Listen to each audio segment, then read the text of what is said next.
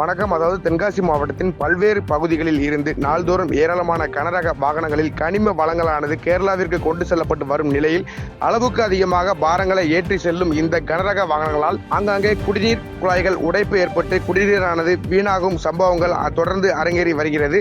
குறிப்பாக தென்காசி மாவட்டம் செங்கோட்டை வனத்துறை அலுவலகம் அருகே தற்போது குடிநீர் குழாய் உடைப்பு ஏற்பட்டு திருமங்கலம் கொல்லம் தேசிய நெடுஞ்சாலையில் குடிநீரானது பாய்ந்தோடி வருகிறது. மேலும் தற்போது கோடை காலம் என்பதால் குடிநீர் பற்றாக்குறை ஆங்காங்கே நிலவி வரும் நிலையில் தற்போது வீணாகும் இந்த தண்ணீரால் மேலும் குடி தண்ணீர் பற்றாக்குறை ஏற்பட வாய்ப்புள்ளதால் அதனை ஊழியர்கள் உடனடியாக சரி செய்ய வேண்டும் என கோரிக்கை எழுந்துள்ள நிலையில் கனரக வாகனங்களால் இது போன்ற சம்பவங்கள் தொடர்ந்து அரங்கேறி வரும் நிலையில் நிர்ணயம் செய்யப்பட்ட எடைக்கு அதிகமான பாரங்கள் ஏற்றிச் செல்லும் கனரக வாகனங்களை கண்காணித்து அதற்கு கடுமையான அபராதம் விதிக்க வேண்டும் எனவும் பொதுமக்கள் கோரிக்கை விடுத்துள்ளனர் என்பது குறிப்பிடத்தக்கது.